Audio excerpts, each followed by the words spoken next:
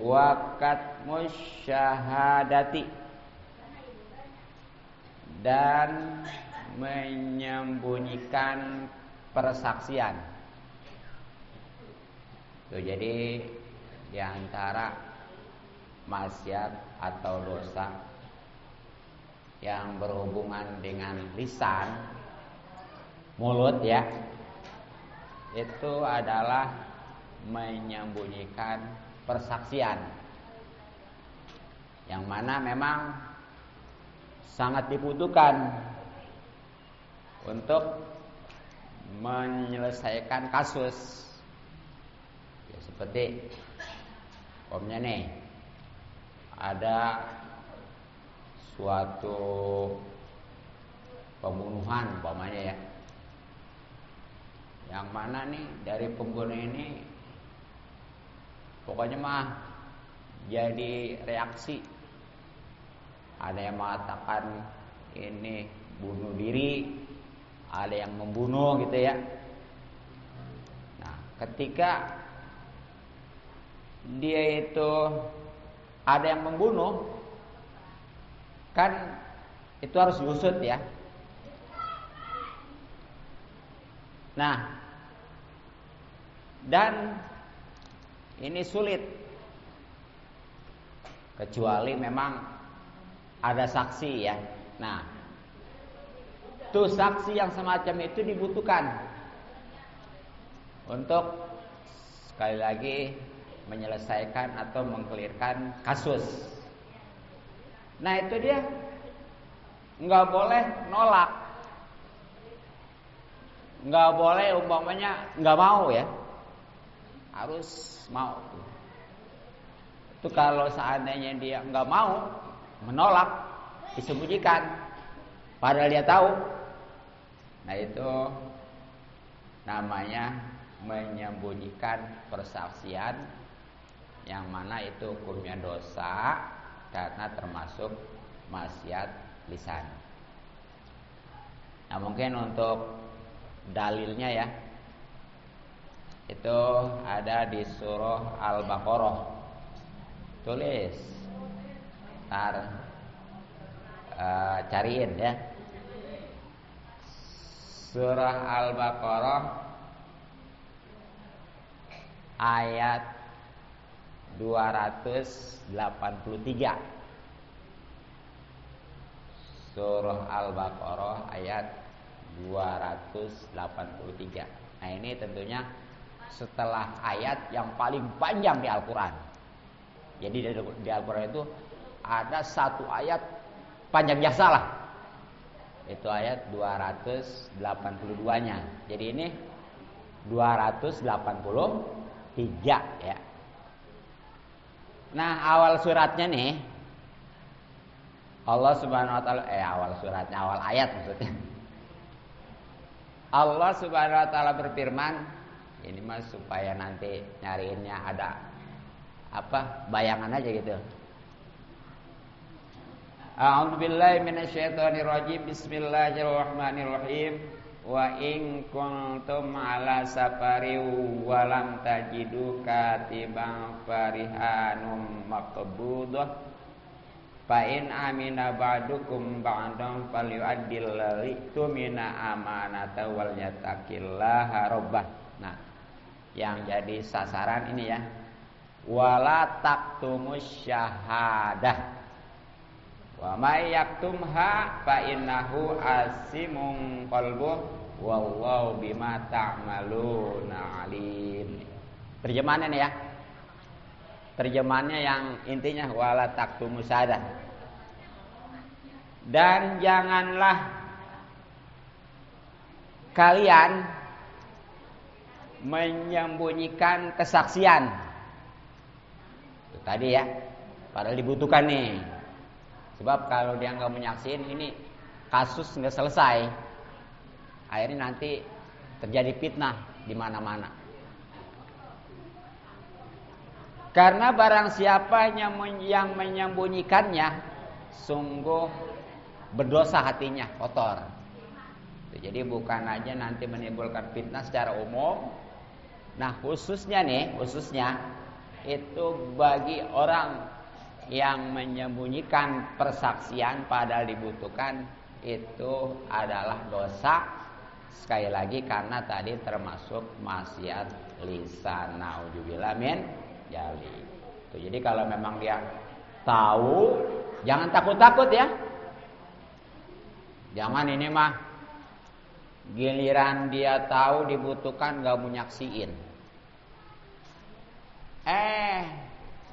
Giliran dia dibayar mah, padahal nggak tahu apa-apa ya. Itu mau. Jadi kalau memang dia tahu, itu harus benar ya.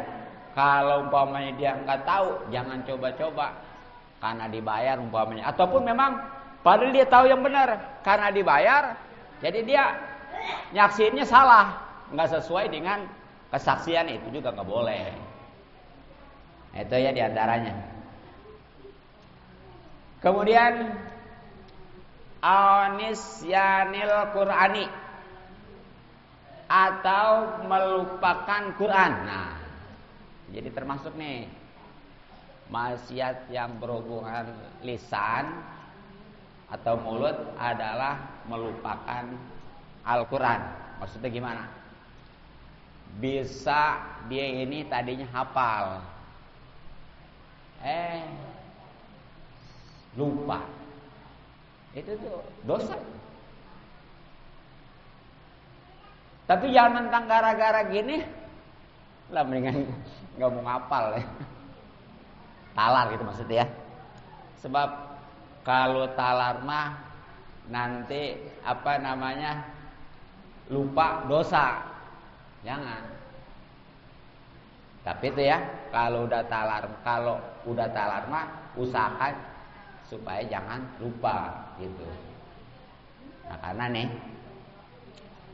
makanya ya, di suatu wilayah yang istilahnya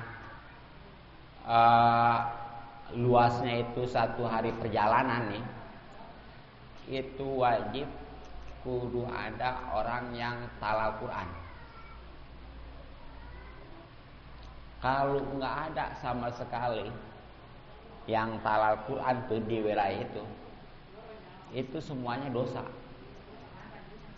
Makanya alhamdulillah kalau ada di satu kampung ya, minimal sedesa lah atau kecamatan ya, ada yang talal Quran. Sebab kalau nggak ada yang talal Quran sama sekali, itu dosa semua. Makanya sekali lagi itu kita bersyukur ya, juga tuh kita harus benar-benar perhatikan untuk orang-orang yang kayak gitu, karena gara-gara dia alhamdulillah kita nggak dosa gitu. Itu sama seperti kemarin juga yang amal ma'ruf tuh, kalau nggak ada sama sekali yang orang merintah kebaikan melarang keburukan ya, itu juga sama dosa sekampung semua. Tapi kalau ada jadi enggak tuh, gitu ya. Nah kemudian watarku raddis salami, dan meninggalkan menjawab salam al wajibi yang wajib alaika kepada kamu. Jadi termasuk nih maksiat atau dosa yang berhubungan dengan lisan adalah enggak mau jawab salam. Ya tentunya salam yang wajib nih ya. Nih, kan kita udah tahu. Kalau yang udah tahu alhamdulillah. Ingetin ya. Kalau yang belum tahu masih tahu nih. Masalah salam ngucapinnya sunnah. Betul. Ngejawabnya wajib. Tapi utamaan ngejawabnya uluk salamnya yang sunnah daripada ngejawabnya. Apa sebabnya? Karena nggak bakalan ada yang jawab salam kalau nggak ada yang uluk salam. Betul? Tuh. Jadi itu kesimpulan itu. Nah, kemudian Ini baik uluk salamnya maupun jawab salamnya, kan kalau masing-masing sendiri nih ya. Uluk salamnya sunnah kifayah, jawab sunahin maksudnya ya. Sunahin. Jawab salamnya juga wajib ain. Tuh. Tapi kalau beberapa orang nih itu uluk salamnya sunnah kifayah, jawab salam juga wajib kifayah.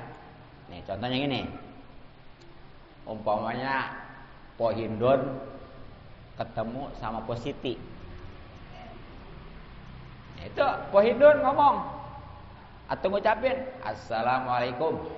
Nah, dijawab sama Po Siti, waalaikumsalam.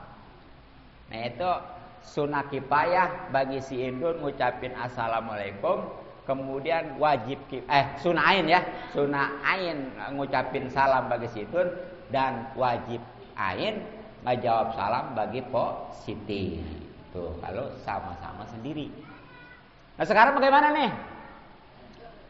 Kalau umpamanya Po Siti sama beberapa perempuan nih seperti lagi kondangan kan gitu ya. Po Hindun juga sama. Nah itu kalau memang sama-sama banyakan nih, baik itu Po Hindunnya maupun Po Sitinya sama-sama banyakan, itu ketika uluk salam atau ngejawabnya sama-sama kifayah. Artinya uluk salamnya sunnah kifayah, ngejawab salam juga wajib kifayah. Artinya apa? Kalau seandainya ada salah satu aja yang uluk salam, yang lain gugur. Tuntutan termasuk kalau ada aja salah satu yang ngejawab salam, itu yang lainnya enggak dosa gitu. Itu namanya wajib kifayah. Nah, ini mana gini mungkin ceritanya nih ya. Jadi kayak tadi tuh, Po Hindun, Po Siti lagi sendiri. Kemudian ada Po Hindun ya ngucapin salam, assalamualaikum. Nah, itu wajib ain bagi Po Siti ngejawab Waalaikumsalam. Kalau enggak, karena umpamanya gedet biasa tuh ke Po Hindun, kan kadang-kadang gitu ya, nggak nembalan gitu maksudnya, nggak ngejawab, dosa itu. Makanya kalau ada yang uluk salam walaupun lagi sehat, jawab aja. Mudah-mudahan gara-gara dia jawab ntar jadi bayar gitu ya. Kadang-kadang mau waduh ya, karena saking emosinya gitu, itu dia uluk salam juga nggak mau jawab ya. Nah itu diantaranya. Kemudian apa tuh? Wal qiblatu, dan mencium al-muharrikatu, yang menggerakkan atau membangkitkan syahwat lil muhrimi, bagi orang yang lagi ihram. Jadi ini ya, termasuk maksiat yang berhubungan dengan mulut ini khususnya ini ya, lisan nama juga sih sebenarnya. Adalah mencium. Nih di sini maksud mencium di sini bukan dengan hidung, tapi dengan mulut. Nah tentunya nyium yang bisa membangkitkan syahwat. Nah ini kepada siapa? Satu, kepada orang yang lagi ihram. Tuh, ya bahkan tuh mah bisa nanti wajib berdam ya, karena dia udah ngerjain keharaman ihram. Tuh maksiat tuh haram. Gitu ya. Jadi haram tuh nyium yang bisa menggerakkan syahwatnya bagi seorang yang lagi ihram. Nah ini tentunya walaupun kepada istrinya gitu ya, walaupun kepada istrinya, apalagi kepada orang lain begitu ya. Ataupun umpamanya walisaimin, dan bagi yang puasa pardon wajib. Nah ini sama nih. Jadi Seperti ini, Zaid lagi puasa wajib, ya. Kemudian nih, karena pengantin baru mungkin tuh, dia lagi puasa ongkoh, khususnya puasa Ramadan. Itu dia di siang hari tentunya ya, nyium istrinya. Padahal yang namanya pengantin baru bagaimana kira-kira tuh? Atau sawatnya tinggi ya? Ya kecuali kalau nenek-nenek aki-aki kelima ya. Kalau namanya pengantin baru masih muda kayaknya. Iya. Kalau nenek aki-aki makanya diampokin juga ya udah.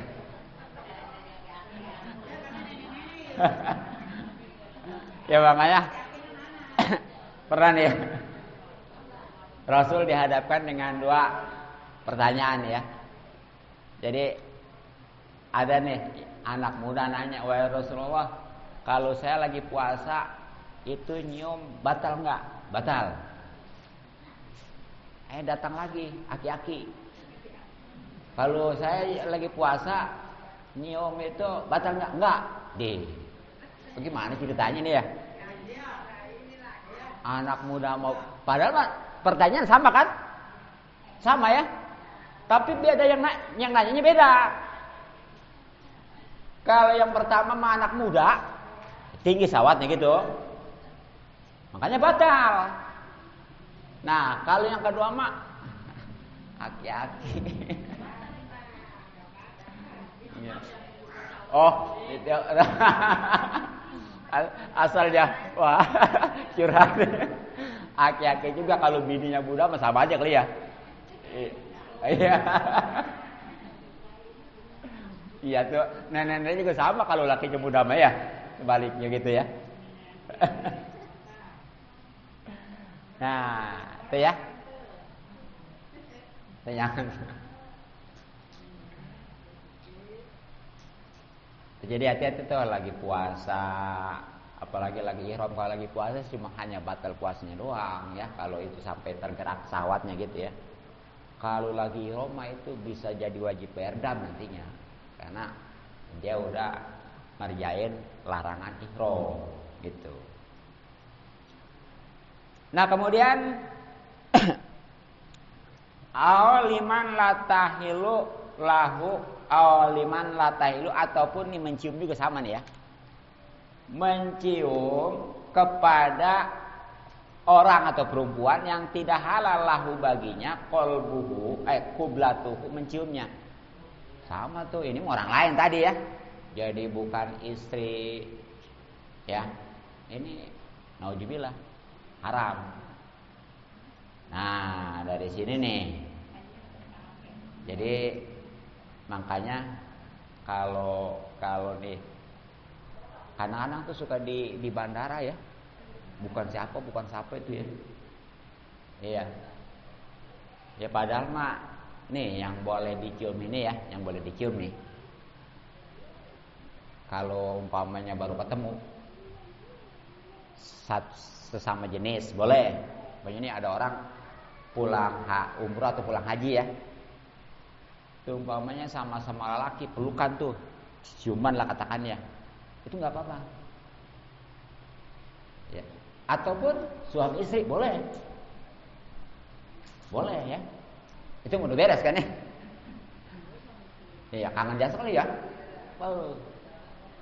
Ataupun mungkin sama anak. Tapi ini awas, anak yang boleh, kan kadang-kadang suka ada tuh ya, anak sama orang tua kalau ketemu ciuman itu ya.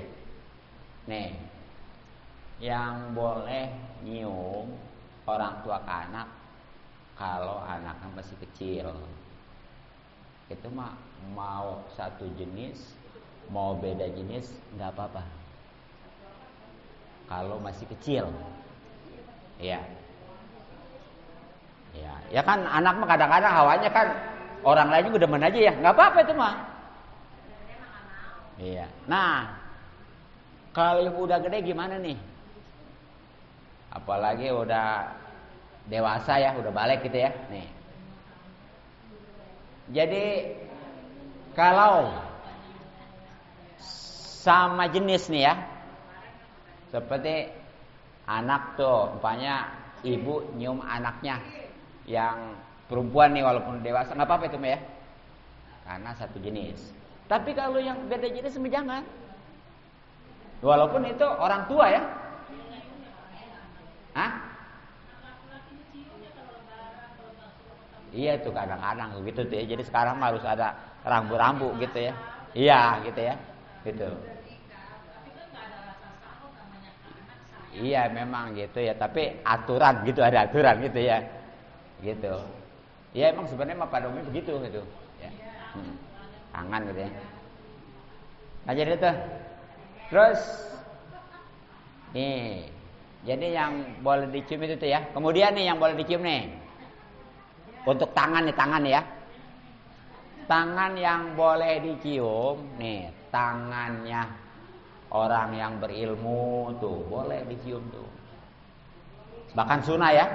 Makanya jangan kita heran atau aneh apalagi yang membuli. Katanya itu sih selaman apa dicium begitu tangannya. Justru itu dianjurkan, bahkan sunnah ya. Asal nih kalau orang itu umpamanya soleh. Soleh itu bisa karena ilmunya ya, khususnya ilmu agama. Tapi ingat nih, jadi yang sejenis, jangan umpamanya ada ustadz atau kiai zamannya perempuan pada selaman, pada cium tangan, tolol cuma ya. Kadang-kadang ada gitu. Hah? Iya. Jangan, atau murid tibang murid kalau beda jenis jangan ya. Ini kadang-kadang ada tuh. Hah? Ya sunnah boleh gitu ya. Ya sebenarnya mah udahlah ini aja lah gitu ya. Sebenarnya mah hanya cium aja gitu ya, cium gitu ya. Nah itu ya. Iya. Iya, ini kadang-kadang ada suka malah ada kasihin gitu ya, mbah gitu ya. Iya. Jangan itu kadang-kadang makanya sampai terjadi perzinahan ya itu gara-gara ya seorang guru sama murid ya. Itu gara-gara gitu tuh. Iya. Gitu ya, jangan tuh Pak. Ya. Jangan mentang-mentang murid. Memang guru itu kan ngelebihin daripada orang tua ya kalau hak mah gitu ya. Kalau kita punya taat patuh kepada orang tua, kepada guru lebih-lebih. Tapi karena dia mah tetap batal wudu ya dan boleh nikah, makanya nggak boleh bersentuhan apalagi dicium yang lain jenis. Kalau yang sejenis mah seperti ibu-ibu sama ustazah, nggak apa-apa itu mah. Justru itu maksudnya ke situ ya. Ataupun lelaki ini kepada ustadz kiai gitu. Jadi itu ya, yang boleh bahkan sunnah ya untuk dicium. Termasuk nih orang tua tuh ya, orang yang rada tua tuh itu boleh dicium tangannya ya. Tapi ingat tadi satu jenis. Ataupun nih orang itu ya juhud itu apa? Jadi orangnya benar-benar ibadahnya gitu ya. Terus ke dunia ini nggak tamak lagi itu namanya juhud ya. Nah, kecuali nih yang nggak. Terus kemudian terakhir nih yang nggak boleh dicium tangannya itu orang yang punya jabatan, orang kaya, itu yang nggak boleh. Kalau memang dia nyiumnya karena jabatan dan kekayaannya. Pokoknya nih ya, ada bupati datang, perebut selamat, cium tangan ya. Iya. Iya. Ataupun umpamanya itu macam seperti ada orang kaya, ini udah jelas deh ya. Dia makanya dia itu cium tangan tujuannya supaya pengen dipersen tadi. Nauzubillah ya. Ya bahkan tuh ada ancaman orang yang umpamanya dia tawadu nih ya, merendah kepada orang kaya karena kekayaannya, itu 2/3 imannya hilang. Nauzubillah min dzalik. Gimana kalau saya mah cium tangan kepada orang kaya juga ataupun pejabat bukan karena kekayaan dan pejabatnya, tapi karena memang dia orangnya walaupun orang kaya, ilmu agamanya tinggi ya, kemudian juga orangnya juga dia mah soleh lah gitu. Jadi nggak apa-apa tuh kalau memang tujuannya karena kesolehannya. Yang nggak boleh tadi, awas ya kalau tujuannya karena kekayaan dan jabatannya ya. Nah, mungkin cukuplah. Alhamdulillah tuh ya, tamat pasal tentang maksiat-maksiat yang berkaitan dengan lisan. Insya Allah kedepannya adalah tentang maksiat yang berhubungan dengan telinga. Mudah-mudahan manfaat. Mohon maaf dan maklum.